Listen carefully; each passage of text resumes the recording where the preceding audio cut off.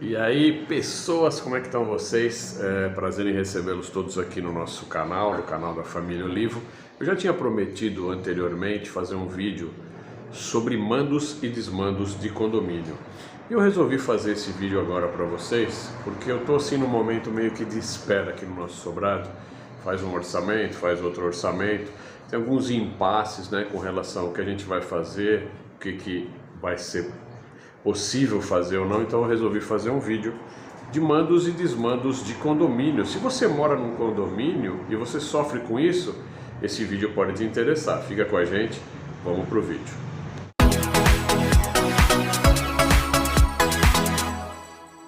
Bom, vamos lá.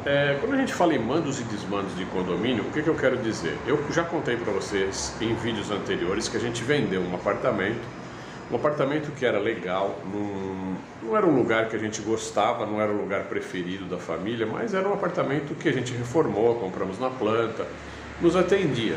Porém, a gente teve problemas dentro do condomínio, tanto com relação à vizinhança, questão de postura da vizinhança, com relação aos mandos dos gestores do condomínio. E isso que complicou bastante, né, a nossa vida dentro desse apartamento e fez com que a gente tomasse a decisão de vendê-lo e sair de lá efetivamente. Então, o que acontece, né? Acontece assim, quando você mora dentro de um condomínio, você mora do lado de muitos vizinhos. No nosso caso, tem 270 e poucos vizinhos. Sushi, tá de boa, Sushi. Bom, sushi é impressionante. A gente tinha muitos vizinhos. E lógico, nem todos os vizinhos agem da maneira que a gente quer que ajam, né? Até porque cada um tem uma forma de pensar, enfim. E a gente não acostumava com a maneira de agir de alguns vizinhos, com relação ao barulho, falta de respeito com os demais, questão de vagas de garagem, sujeira, né?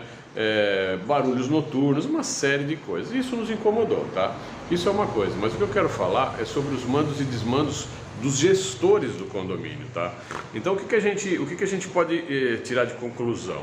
Que quando você está dentro de um condomínio e você tem, voltando lá, quando você está dentro de um condomínio e você tem uma gestão desse condomínio, você tem um síndico, o conselho, subsíndico, etc, etc, essas pessoas é que mandam no condomínio. Aí você vai me falar assim, Léo, mas acontece que tem uma assembleia para dirimir sobre esses assuntos, e essa assembleia é que vota, mais ou menos, é isso que eu quero dizer, porque assim, no nosso caso, a gente tinha uma gestão que tinha um síndico, que era o cabeça do negócio, que comandava o condomínio, né? O condomínio de 275 unidades, e tinha um grupo de mais ou menos 20, 25 pessoas que eram totalmente adeptas às ideias do síndico. Então assim, quando ele ia para uma assembleia, normalmente ele levava essas 25 pessoas.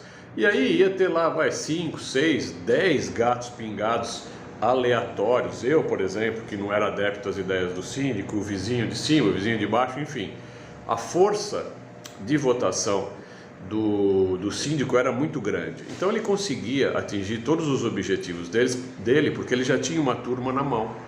Tá? Então, se ele quisesse, porventura, fazer uma obra de grande monta no condomínio, de 275 apartamentos, e numa assembleia ele conseguisse colocar 40 pessoas, e dessas 40, 25 estarem a favor das ideias dele, o projeto ia para frente, entendeu? Então, assim, se você analisar direitinho, você vai perceber que no nosso caso, naquele condomínio, a gente não tinha nenhum poder de decisão, porque o poder de decisão estava com essas 25, 30 pessoas.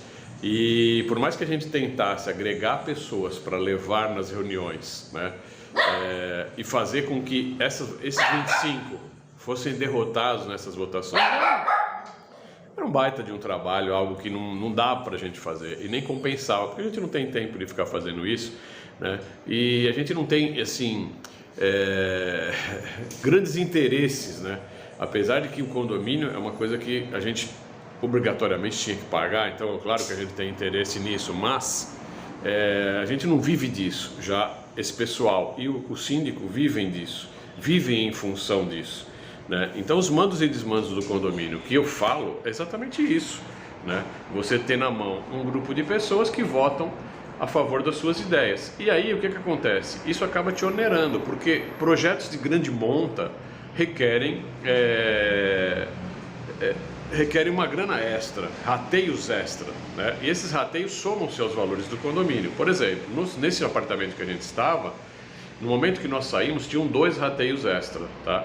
Um era do projeto de lavagem do prédio e pintura, que é um projeto vultuoso, que custou mais de 300 mil reais, então você já imagina o quanto que isso não representava dentro do condomínio, né? E foi um projeto que eu não autorizei, um projeto que a minha esposa não autorizou, e a grande maioria dos condôminos não autorizou, para você ter ideia desses mandos e desmandos. Então um grupinho de 30 decidiu que a gente ia ter que pagar 50 pau a mais em 24 meses dentro do condomínio.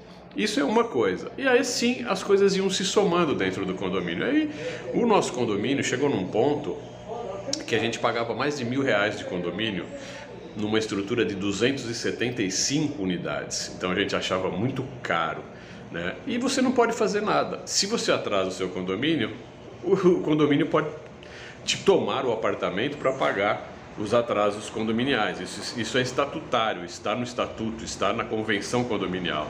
Então o condomínio, os mandos e desmandos fazem com que você fique totalmente refém desse grupo de 20 pessoas. E eu vou te falar uma coisa, isso acontece não é só nesse condomínio não, em muitos condomínios que tem por aí. Então, se você mora em condomínio, fica muito atento a isso. Hoje eu estou na minha casa, eu estou aqui de boa, tá? Estou aqui na minha casa e não tem condomínio aqui não. Claro que se estourar um teto, eu tenho que correr atrás.